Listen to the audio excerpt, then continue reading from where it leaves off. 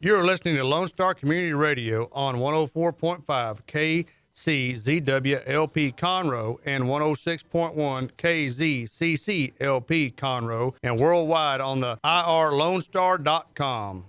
Hey, we're finally on the air on sorry a about that. Friday morning. You got Dick and Skippy in the morning. I'm Skippy, with me's Dick. We be jamming to Queen. Yeah, dude. You know, Party. These guys they knew how to do a soundtrack. The soundtrack alone would they did elevate Flash them. Gordon. They did Flash Gordon. They did this one. I'm sure they've Highlander. done others. My favorite thing about Highlander is they squeezed every little thing they could out of Queen with these songs. Like the TV show incorporates their music, and then all the movies incorporate their music some way or another. Yep. So I guess Queen was pretty pissed after that because they're like, we don't want to be associated with this crappy movie anymore. Yeah. They got progressively worse. But that being said, Queen soundtrack would always elevate whatever the movie was. I don't think Highlander would have gotten the success it eventually did without the Queen soundtrack. And the Flash Gordon soundtrack they also had made it. Sean Connery in it. True, but remember, when the movie came out, like, nobody watched it. Okay, I got to ask you, so during this time, why is that actor famous? Like Sean Connery? No, the other one. Christopher Lambert? Yeah, like Christopher Lambert, I did not, when I watched that movie, I was like, how did this guy get this role? Like, there's so many good actors during that time that could have played this role so much better. Well, he had to play, I kind of like Lambert because he played a fish out of water that, because he was immortal, he didn't belong to any one time. I mean, he did all right when they went back in the Scotland days because he looked stupid and old. I mean, the stupid and just kind of like, what's going on? I'm a farmer from Scotland. But then, and I love sheep. But then, and then now he's in the future. He's trying to be some playboy, kind of like he's been around for a while. I didn't believe it. But the guy, that was the whole point, is that there was a sequence that was actually cut out, and I think you can find it on the DVD, the special stuff. What's it called? What's the sequence? It is where, his secretary, the old woman. It is, his antique store, Rachel. Okay, it's got the history between them that he rescues her from, she's a child in World War II. Okay. And he gets shot by a bunch of Nazis protecting her, and he comes back to life, and she said, as a little girl, she says, how'd that happen? He said, well, it's a kind of magic. And then it flash forwards to a couple of decades later where the implication is they're lovers. And then eventually it's to where she's an old woman and the mother figure. So he's father figure, lover. Kana and Rachel. And son figure. And so that really added something to it because it showed that he, just didn't belong at any time. Oh, cool. Yeah. I can't believe they would delete this scene. This is actually... It was great. And because I read the script, and the script had a much better ending than what was ended up in the movie. I'll pull it up for you. Yeah, we're going off on a Highlander tangent here. In the movie, the whole, he wins the prize being the last one, and basically says, I can hear what people are thinking. I can help people talk to each other. Let me see if I can pull it up for us, for our audience. Oh, is this people are asking about her reflecting on... What am I supposed to say? Turn on the lights. Tell them I'm immortal. So this is World War II. Heinz! You got your stereotypical German soldiers doing their thing. And he's just running through. Yeah, I mean Lambert he's French, and was really popular back then. He was in a movie called Fortress and some other films. See, that's what I was wondering because he disappeared.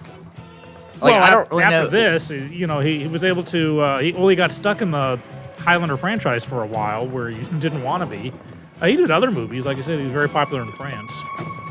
But he even offered his services to the pilot episode of. Yeah, he's in a couple of the TV series. Uh-huh. And then, of course, the movie, the final TV series movie where he lets his cousin kill him to get his power. Like the Queen's background, World War II. It fits, man. Germans are coming. Look at him. Yeah. Was he a heartthrob back in the 80s? Yeah, he's got those smoldering eyes. Ladies, if you're watching us on Facebook right now, let me know if you think he's a hot... Oh, golly, he got hot. Of course, this is this clean German soldier, even though there's dirt and everything. He's like, oh, I brushed myself off. And that, so at the end, that's the last words he tells her as an old woman, when he goes off to face the Kurgan, he repeats himself saying it's kind of magic. Whatever you say, Jack. You're a master race. What a wonderful scene. Yep. But it just showed that he was such a fish out of water that it goes from a daughter figure to a girlfriend, wife figure to a mother figure. And so he's in a kind of different plane of reality. Well, that's why I from like the everybody Highlander else. series. 'Cause it went back into like different eras where he was around and how he helped people, how he didn't help people. And like I remember there was an episode where he meets this young lady in France or something, and she's a photographer. Mm-hmm. And he challenged her because she worked from some tabloid, and he basically showed her, the beauty of the world. So she became like a famous photographer. And in this episode, she's like 80 years old, and he goes to the art collection because she's dying and she's trying to donate. And they run into each other, and he's been having problems when someone recognizes him. People find out, and they try to kill him. Mm-hmm. So he's trying to convince her not to say anything because he's like, if you start telling people that we know each other, then people are going to find out I'm still alive, and I don't want people knowing I'm still alive. And yeah. It's one of the problems they have with anytime there's an immortal type story, usually with vampires. But after a couple hundred years, they're like, "Oh, I'm sick of living. I want to die. I want to see the sun." Dude, I would, as long as there's a Library of Congress. Well, that's why I like the Dr. I could live Manhattan forever. character from Watchmen, because he had that similarity of like, what is the purpose of life? And he chose to leave. And I like that because I was like, okay, so he's human, but now he's like basically he's atoms, like we all are. And he decides, but he has the option to leave Earth, and he leaves. And I like that. Now, speaking of Watchmen, there's a new, I think it's on Amazon Prime TV series that came out. It's called The Boys, I think. Is that a superhero show? Yeah, because you were mentioning that you had like gotten into that. You started binge watching it. Say again, sorry. The Boys. Yeah, The Boys. Yeah, yeah. it came out on Amazon Prime, and the premise is, superheroes are going all over town. Oh, yeah.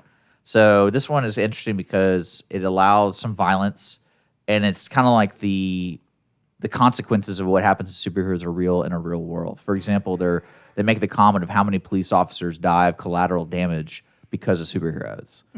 And unfortunately, the main character loses his girlfriend because the superhero who has super speed runs through her, and he didn't see her because she stepped off the curb.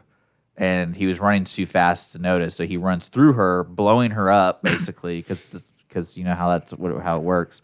And he's holding the hands of her, and he's like, "What just happened?" And he goes, "Everything." And apparently he never apologized, so that creates the character's motivation of like he hates these people because he's like, "Why can't they just apologize?" And they refuse to apologize, and then they try to make him sign an NDA so he can't tell anybody. They offer him money and all that stuff. So basically, superheroes become a big business. It's kind of like a corporation kind of thing. They set them up like a corporation. You can't talk bad about them. And if they find out you're going to do something against them, they get the superheroes to kill you. But the PR is like they're good people. Well, that took a dark like turn. for example, there's a scene where the head of the corporation is talking to like the mayor of Chicago, and it's like she's like, I'm willing to offer you for $300 million this superhero to be in your city for 4 years. You need good PR. Your crime rate's really high. If you pay us $300 million, I'll put him in your city for 4 years. And he's like, well, isn't he in Detroit?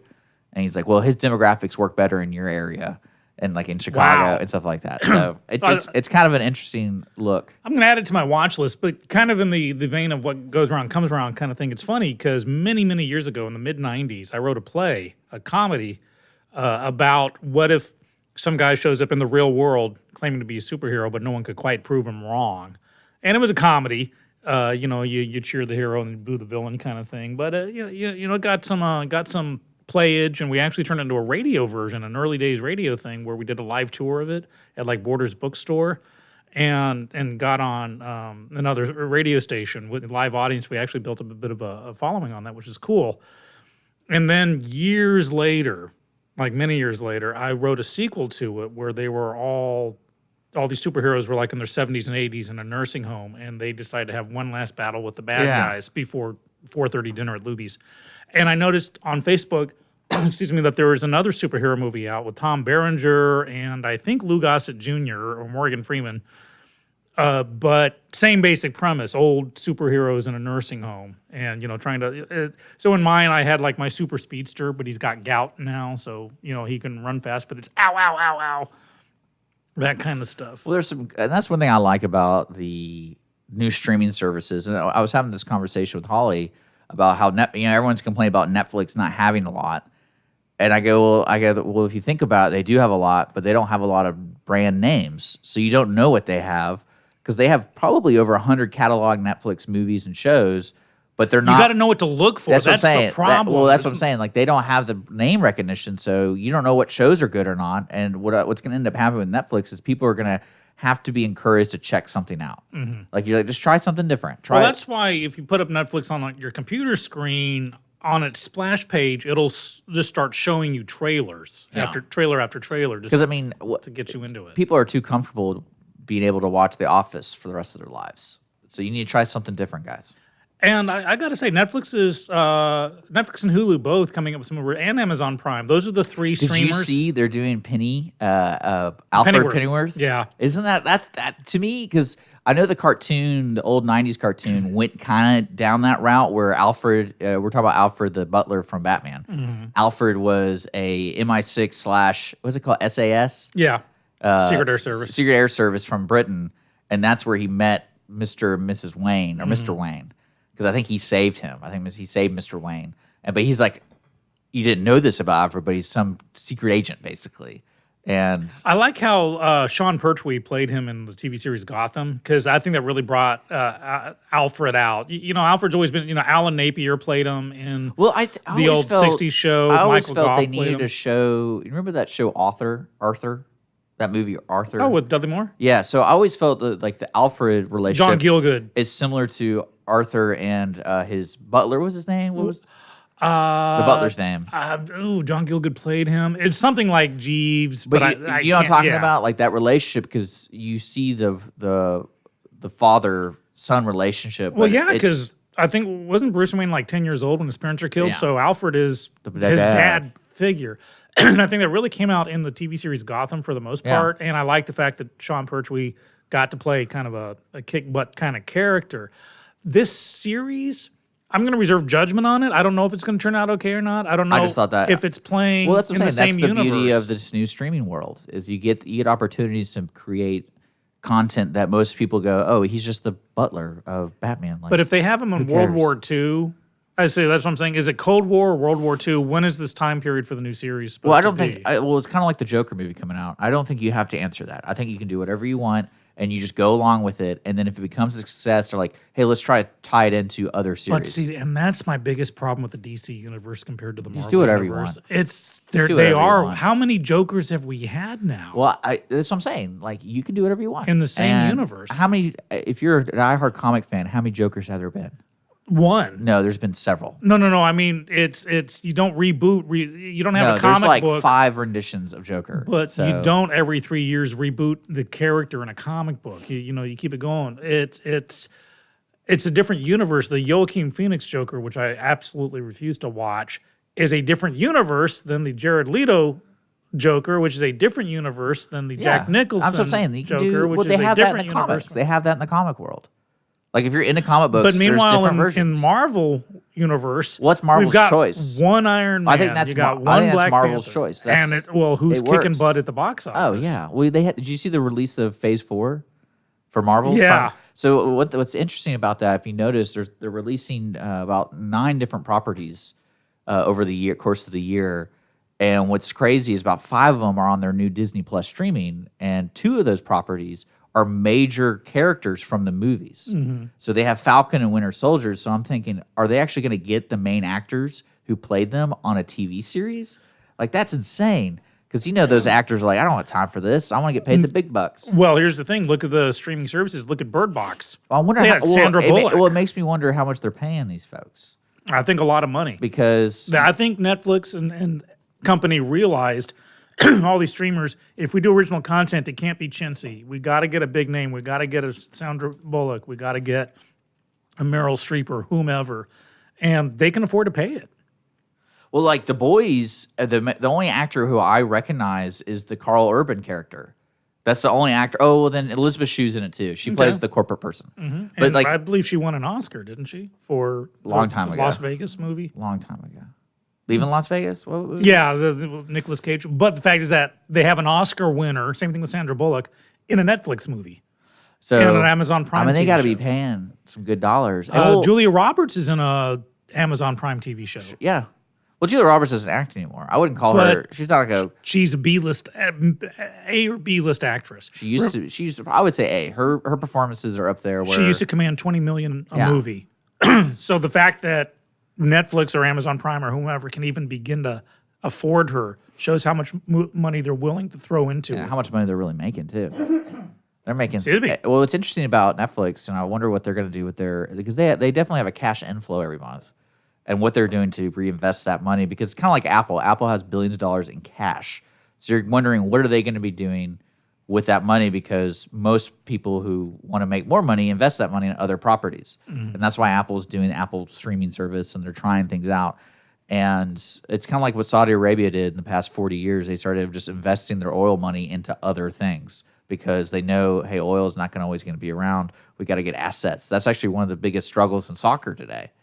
Is they're buying soccer teams and putting so much money into it, and they're basically inflating the values of soccer teams. Well, the other soccer teams who don't have an oil daddy or oil mama, they're like, what do? Our value isn't going to be tripled next year. But that's the same And- with any sport. Look at the LA Lakers versus, Well, that's anyone why else. that's why the MLS is so slow to grow, because all they care about is growing, but they don't want to shoot up. They want to slowly set. They're basically doing the NFL. They're taking the NFL approach where every team gets the same money and they had all working the same rules, and like you can pay this one big star, but you'll only make so much money. And I mean I don't really know anything about sports, but those NFL folks, they make a lot of money. So. yeah, they do indeed.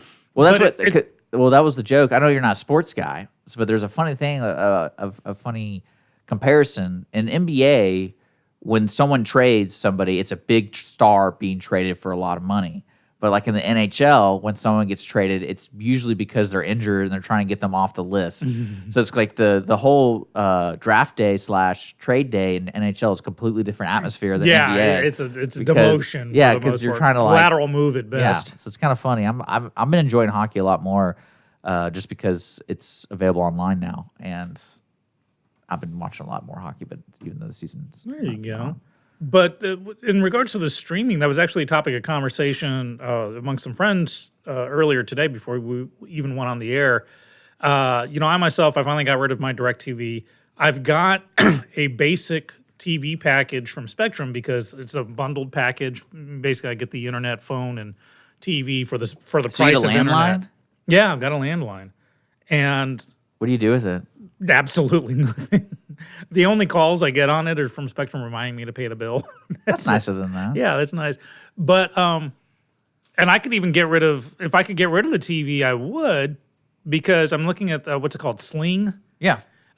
Basically for the cable channels, and I don't have any movies, no premium channels. I just, as long as I get the networks and like AMC and BBC America, that's all I want. Maybe USA because they get the occasional good TV series. And then I just my streaming. I have a Roku TV, which is nice because I've found so many channels with 70s movies and TV shows. It's great. And then I subscribe to a couple of streaming services. Well, I think Hulu, Amazon, and the best and Netflix. value. I did a little research because Holly wanted to get TV, and I was like, we don't need TV. I think the best value you can get is Sony PlayStation View. So I think it's like $35 a month, and it's basically TV. It works just like a TV. You can see the times and Well, you can listener record Brett's stuff. listening. That pay heed to that because we were talking. He was looking at because I too he and I are like the two last Wii owners on the planet. Yeah. And it really bugged me where a month or so ago, and I thought it was like Netflix or whatever dropping Wii, but it was the other way around. Nintendo dropped all the streaming services from Wii. Yeah, they do. They discontinued the Wii. Yeah, but I mean, it's that you can't, no updates. Yeah. It's like Windows XP, after it's like, it's dead to us. So on the Wii, you can't get the weather anymore. You can't tune Yeah, into they Netflix. discontinued the. They Everything called it. They online. called it like WE or something like that. Like that's their network. They say, no more. Sorry. So basically, and you can't even get a game update. So basically, You know what that means now, Wii's only right? You good. can just hack it. Now they can't ever find out. I'm going to have to figure out what to do because all the Wii games that I have, you can't update them or anything. So that was really obnoxious with Wii. And listener Brett that's how he got his Netflix, was through his Wii. And with that dropped, he was wondering about what he could do, and that got a lively conversation going. My son is all about the PS4. Well, PlayStation View is a service similar to Sling, but what's nice, what I understand about View, is you can get that on Roku. You can get it on other devices. So basically, you can travel with it on your iPhone, your Android device, and it gives you access to these channels wherever you are. And I think that's a little different from you do Comcast or you do something like that, because Comcast is limited. Like, for example, I use my parents' Comcast because I don't have Comcast, but they have, I can watch sports and stuff online, but certain channels have a blackout. And it really pisses me off because they don't really tell you until you get to the final point, like, yeah, I'm going to watch it. It's like, oh, sorry, you have to be in the MiFi Xfinity range of your router to watch this. So I'm like, oh, son of a gun. Now, I'll need to check that out with Spectrum because... But View is just an app, so you can just access it from anywhere. Well, Spectrum has something similar. What happened was the setup is in my office. I've got the DVR box for my Spectrum is in the office because I had DirecTV for my main cable. And I finally, once I was done with my 2 years of that, I got rid of it. So in the main TV where, Mrs. Skippy and I watch it, there's no cable for it. So we've just been watching Netflix or whatnot. And so when Spectrum came out to do some service on my Wi-Fi, I said, listen, what would it take to drop a new line? I've gotten rid of my DirecTV.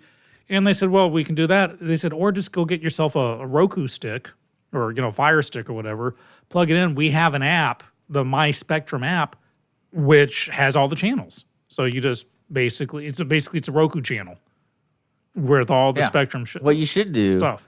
Is they make it so easy to send money to people now. You just work on the system of you pay for that, I'll pay for that, and you pay for this. Well, and you stick it to those cable people. Well, I know that my stepson from time to time has appreciated knowing my Netflix password. I can tell when he's logged on because it's like, would you like to continue watching this softcore porn movie? No, not so much. That being said, why are you judging people on what they watch? Dude? Because it's not my kind of software. I watch a better blend. Why are you judging people? I'm not judging. You can tell when he stopped watching. Well, again, it's a good world to live in if you enjoy watching television.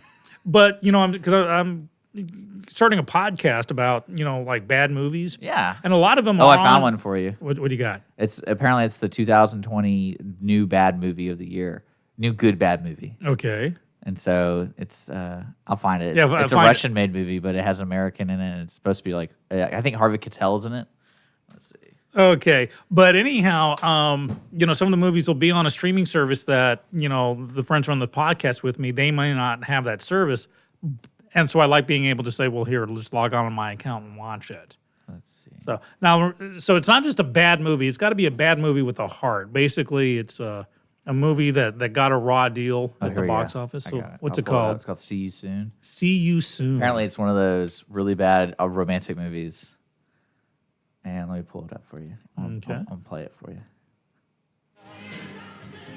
I probably have to turn off. Is that the commercial? Yeah. Okay, so while you wait for that, know that I got my final day of shooting today for the Jekyll and Hyde movie that's being shot by a local film crew. And yesterday I got to have a heart attack on screen. It was a lot of fun. Okay, so here's the trailer. Well, it's time to add Ryan Hobbs. Watch, Fox has got the ball.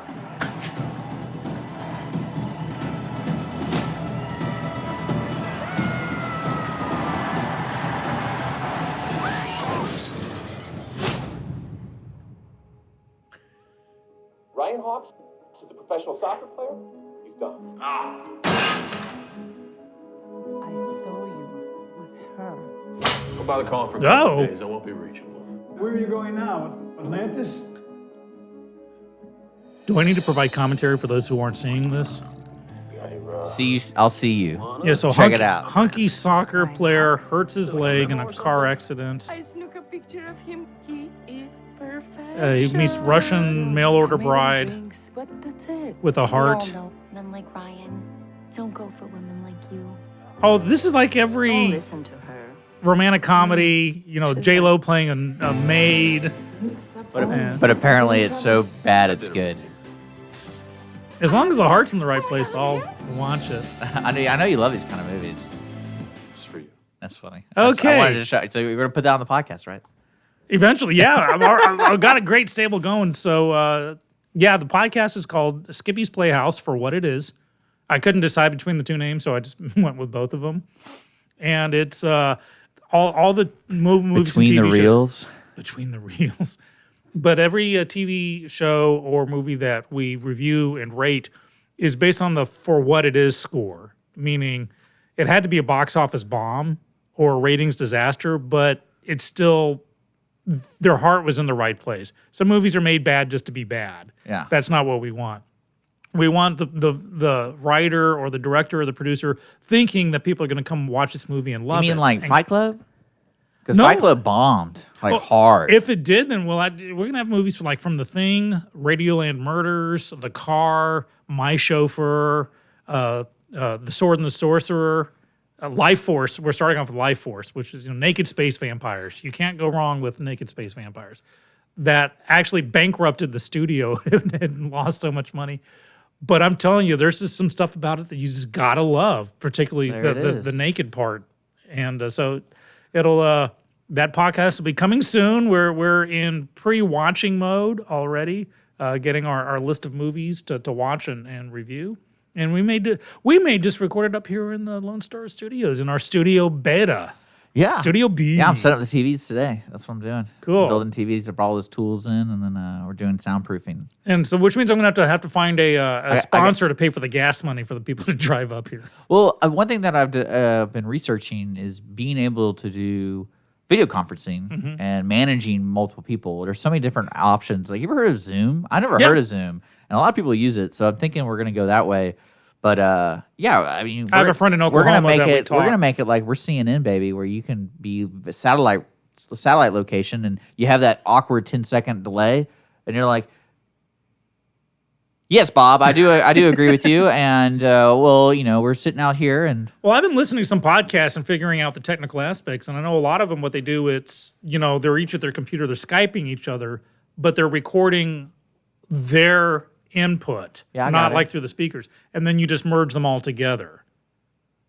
So, yeah, What's really cool about this software is I can get an app on my phone, and you Mm-hmm. can walk around like a third camera, and you can do like man on the street stuff. But yet Cool. it's only Wi-Fi, so I was thinking about putting out a Wi-Fi amplifier up in the corner over here, so we actually go out into the street. can we do man on the street interviews? I would We love definitely can. that. We kind of did yesterday or on Monday with that. Well, I dog. want to be asking people about the proposed revitalization Yeah, project we're gonna get them in. that they're talking about for City Conroe.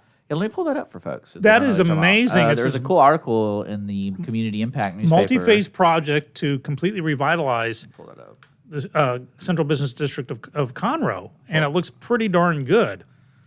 And I remember many, many years ago, downtown Houston went through the same issue. It was falling apart. I'm not implying that Conroe is falling apart, but after the businesses closed down at 5:00, the urban animals would take over. The punks and the skaters, and then they decided to revitalize downtown with the theater district and Bayou Place, and now it's a whole different animal.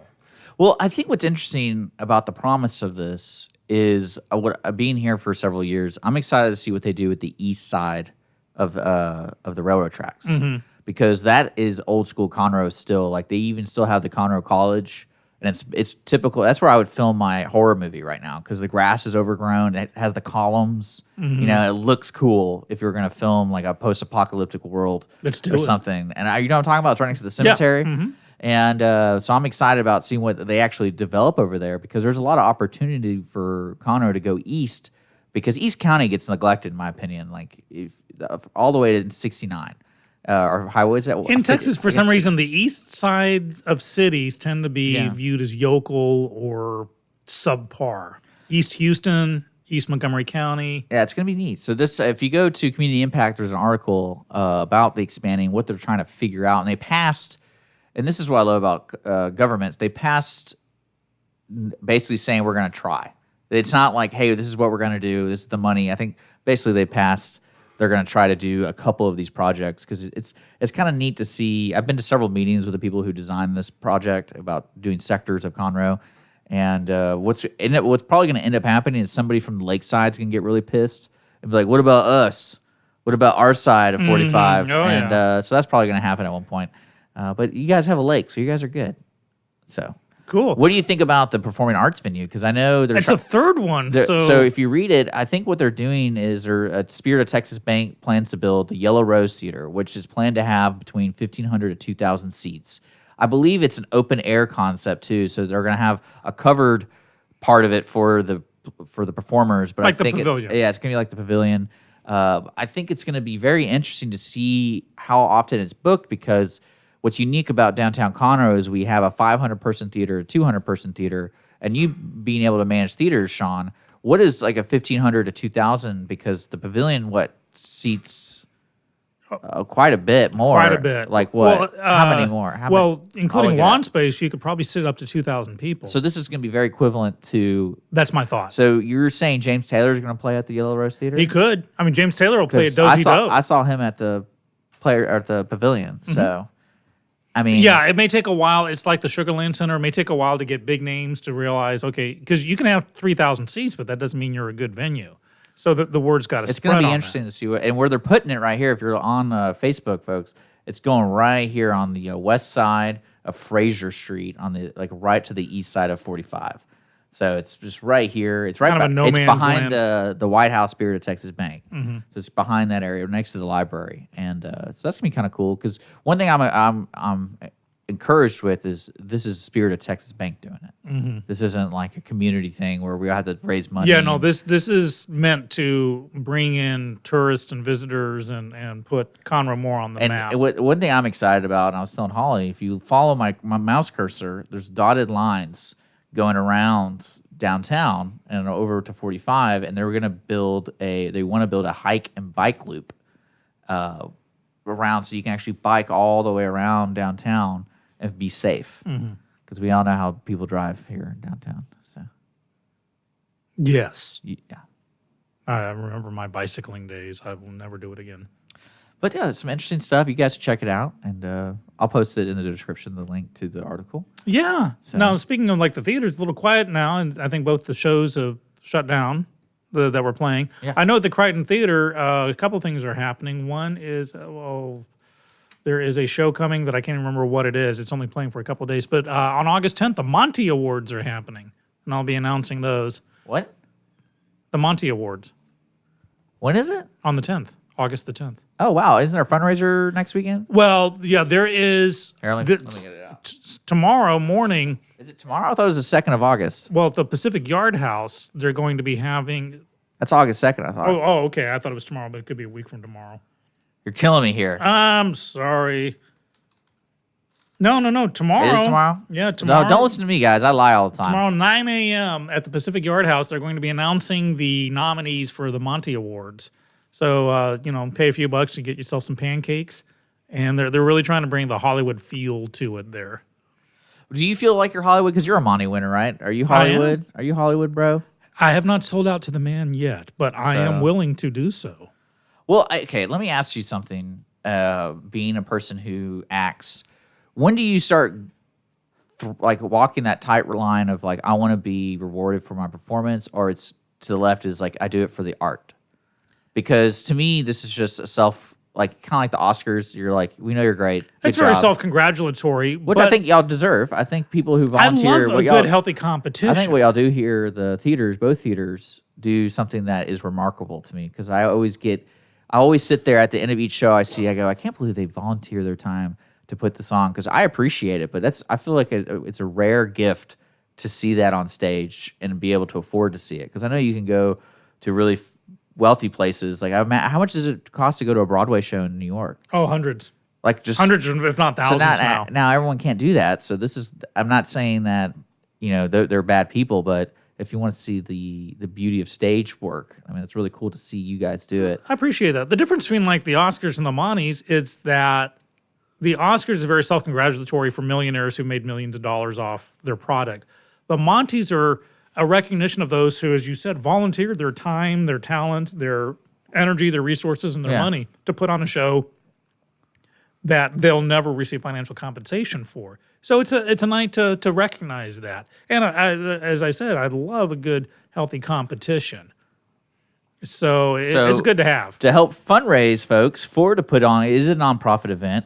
They're doing the reveal of the Big Monties, the nominee announcement, and having breakfast at the Pacific Yard House. Pancakes, all you can eat, served with sausage, coffee, tea, and soda. $10 for adults, $7 for kids. And it goes towards the Monties, which will be happening August 8th. So that's this weekend. Hold on. August 10th, sorry. Yeah. I'm looking at 8 p.m. I need to stop reading this stuff. Yeah. So if you're looking for pancakes this weekend, June 27th, 9 to 11:30, they're at Pacific Yard House. I think I'm going to be there. I want to, see if my show got nominated for anything. And even if it didn't, I'll get Your show was pancakes. okay, though. I mean, we know it the did its conspiracy thing. theory that no one cared about your show. No, that was last year. We this know, year's show they cared about. We know there's the no-name table people. They're around the round table saying we can't let Sean. The underlit room with no names. Yeah, with the smoke-filled room with the We know that's real. blindfold. We know that's real. And, someone's going to get nominated 9 times again. Hey, speaking of which, when's that Area 51 raid supposed to happen? It probably already happened. I was about to say. There's probably a mass literally gravesite. nobody showed up. Well, let me ask something about the local stuff, or the local theater stuff. Because some people have more time than others. When you're doing an award ceremony, why don't they put caps on how many times you can be nominated for stuff? Because there's always that one person who literally works on every single play in one way or another. But if they do a good enough job. Yes, that's what I mean. Wasn't that Meryl Streep got nominated like 3 times in a year? Probably. I'm pretty sure that really happened. Yeah, and I mean, it is what it is. If somebody has the ability, that no one should be punished for not having a day job, which enables them to, or something along those veins. If you're in 4 or 5 shows in a single season and you put in award-winning performances in each show, then you deserve to be recognized for it. Now, that's my personal opinion on that. Now when there is something where, Best Actress, Meryl Streep for this, Meryl Streep for this, Meryl Streep for this, and Meryl Streep for that. That's where it's like, really, there was no one else who was good. That's my only caveat. We watched Big Little Lies, or is it Big Lies? Little Bit, whatever that. I get confused with that. It's got to be Little Big Lies, show. because if you say Big Little Lies, it sounds like Big Little Eyes, and you can't have that. So it's Little I Big watched that show with Holly, and I didn't. It's on HBO, and it's very interesting. But then a lot of things on TV are. So Interesting's good. I would check it out just for Nicole. Again, this is competition. It's interesting to see Nicole Kidman actually act. She's got game. She's good. She's good. She does have and Meryl game. Streep is definitely good. She's a little too creepy. Too creepy for me. Well, this is my point that I can tie this together. Competition's good. When there was just the big three networks, basically we were stuck with whatever they threw our way, or the big studios. Now with cable and independent studios and everything else, the audiences can afford to be a lot more fickle, which ups the game. So where Meryl Streep will get hired for a Netflix show, or Sandra Bullock will be in a Hulu movie. I'm trying to Which I find love. what year it was. She was nominated for several things. I think it was 2000. Let's see. Yeah, so you can't blame Meryl Streep for putting in award-worthy performances in a single year. You can't, say you can't do that. But when you have, 3 or 4 or 4 or 4 of the same person, I would ask, did Betty Davis not have a role that year? Did Sandra Bullock? Surely someone else did. Well, that's also a problem when you have 4 maximum nominations. Well, there you go. Yeah. But I'm looking forward to this. I get to announce the Monties, and Mrs. Skippy today actually had an idea she wants to try out. And it's a nice night just everyone to dress up in their tuxedos and their evening gowns and watch some song and dance and get some awards and just enjoy the evening. There we go. We got comments now. Yeah, I haven't been able to see comments on Facebook. Oh. Sorry about that. Yeah, well, I looked earlier and I just saw one. Yeah, And it does that sometimes where it's like, oh, no one's. There we go. Okay, man, I'm an idiot. Now, to clarify the podcast, when I was talking about box office bombs, eventually the movie could have made a lot of money as a cult favorite. Well, yeah. Like Highlander eventually made a bunch of money, but when it came out, no one watched it. It was when it came out on VHS. Why didn't Disney buy Highlander? They need to buy it. Okay, let me tell you a joke we had on Ticket Stuff yesterday. Okay. So there were long lines of asking, like, what's the Star Wars of our generation or our time? And I was like, it's Fast and the Furious. It has to be. You're right. I mean, like, it's made billions of dollars. It's original content. It's not based off something else. Mm-hmm. And they're still going. And people want to know. They're making Hobbs and Shaw, which is a break off of the world. So they're making several versions. So, yeah, Fast and the Furious is the Star Wars of our generation, man. Here's the movie bit I learned last night. I was in a mood and I needed to just turn my brain off for a couple of hours. Yeah. So I put in the DVD of Casino Royale, the Daniel Craig one. Yeah. But since I can pretty much quote that movie, I decided to change it over to the producer's commentary. Oh, cool. Which I like doing from time to time.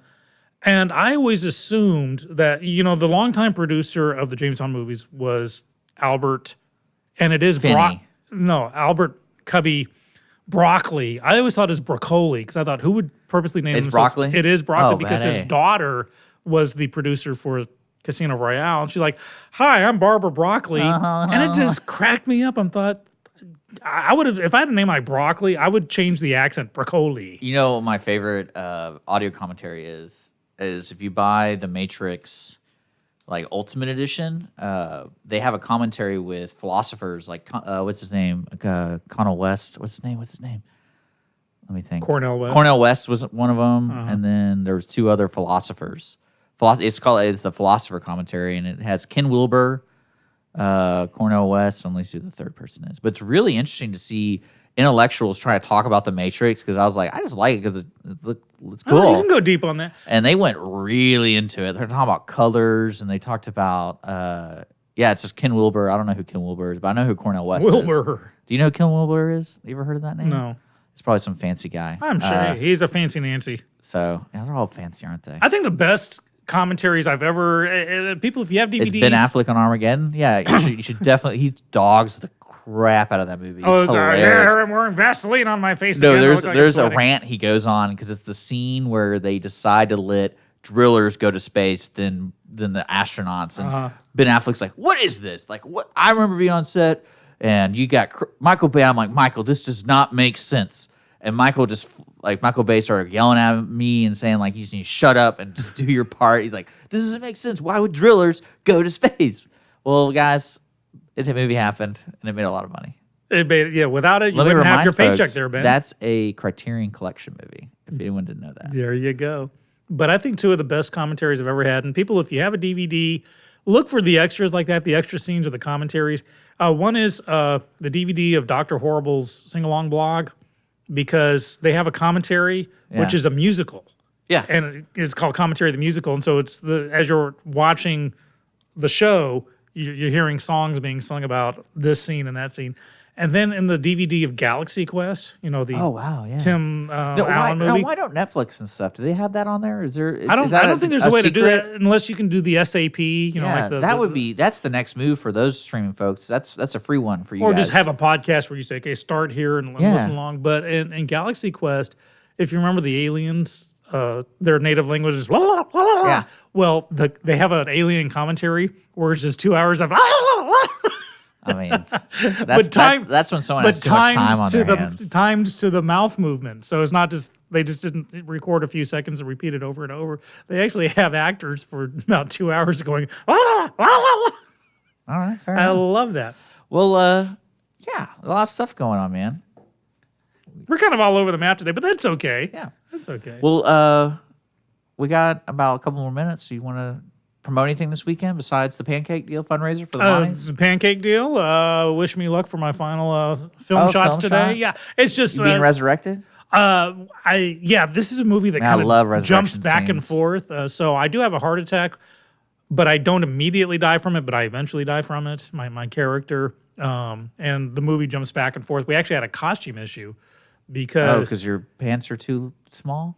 no, my pants can never be too small. But the fact is that I always bring extra, if I'm in a film or something, I always bring like extra clothes just in case. We know you're a professional. We get it. Well, it's a good thing I did because there was a question with the screenwriter wasn't available, but there's a part where You sent there's a drillers scene to in the between. moon? I sent drillers to the moon. Where basically I needed a third costume. The costumer thought that it was the scene happened immediately after the other one, but it's a time jump. Yeah.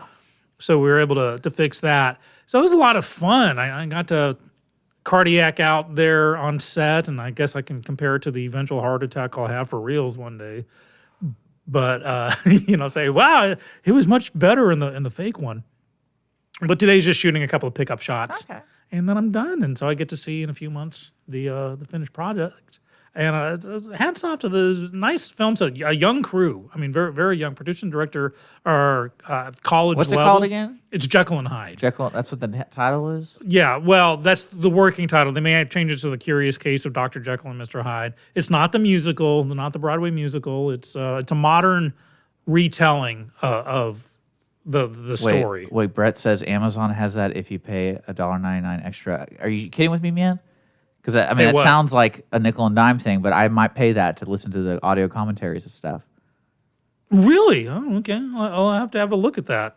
It depends if it's worth it. That was the only reason I'd buy a Criterion version of movies, because of all the extra work they put in, and because a lot of movies they have are old movies, and there's no way to get any resources on it until but they put a lot of effort. Like you ever heard of Criterion? Oh yeah, I know it well. One of my favorite things to do with a lot of the movies is they'll hire a film historian from some Harvard or whatever, and he'll do a commentary track. And so that's where you absorb as much as you can about how they made these movies.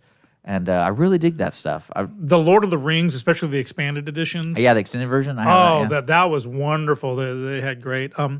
Alien. I remember in the movie Alien. You remember Sigourney Weaver? James Cameron's got to be a great commentary. Well, what they had several commentaries, but they also had in the movie Alien on the DVD, at one of the collections of it.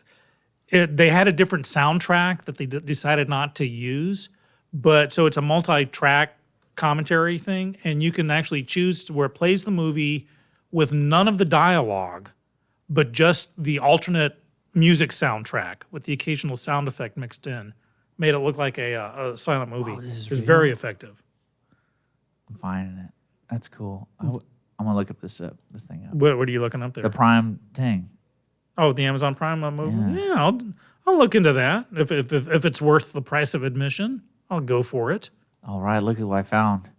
Found it? I typed it in. Now we got Amazon Jail on. Oh man, this is a dirty movie. What's going on here? Amazon Jail? Let me show you what I found. I know of Amazon Women on the Moon. Look at this. I I've typed heard in of Amazon Prime extras, and this is that's what came up. Is that on our outgoing screen? No, it's not. Okay, thankfully. Thank you, Google. That's funny, but okay. Well, you got a good weekend outside of that? Yeah, I think I do. Gonna get some work done. Yeah, we're putting TV up here, so we'll be able to interact with the TV, and you'll be able to see things. I don't have to move my mic anymore.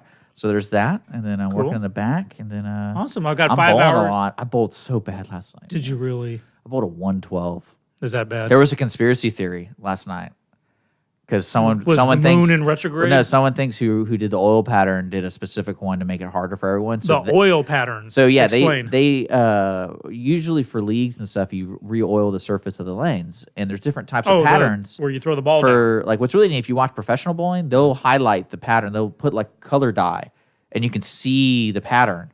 And it's really interesting if you're really into that kind of stuff. And the conspiracy theory last night was the guy who did the oil knew the shot, so he was doing really well, and everyone was. I did poor, and I even told Did the you guy. play my level? Because I'm really bad.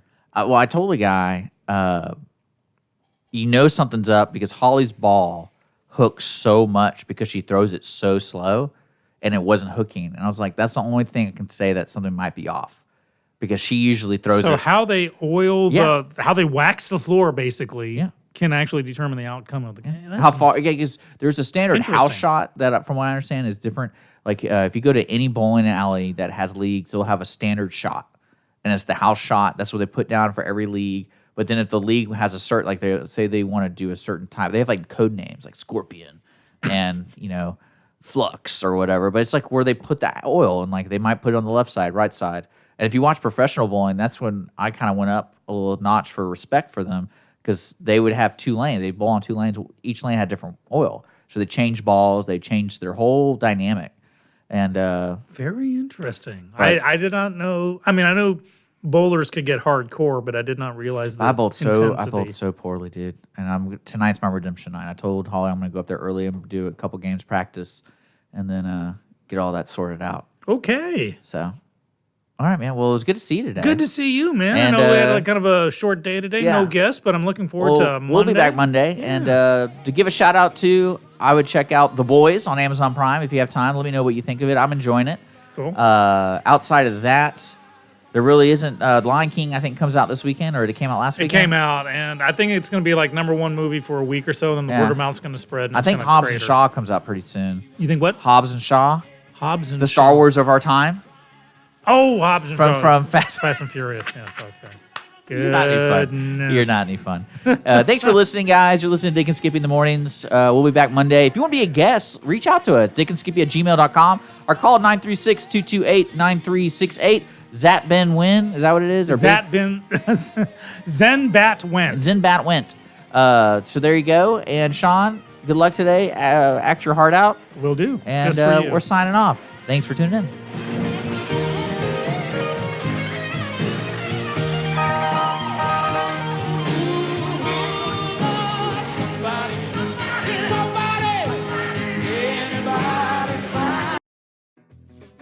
Thanks for checking out this show on Lone Star Community Radio, Montgomery County's community radio station. This show is owned and produced by Lone Star Community Radio and recorded live from the LSCR studios in downtown Conroe, Texas.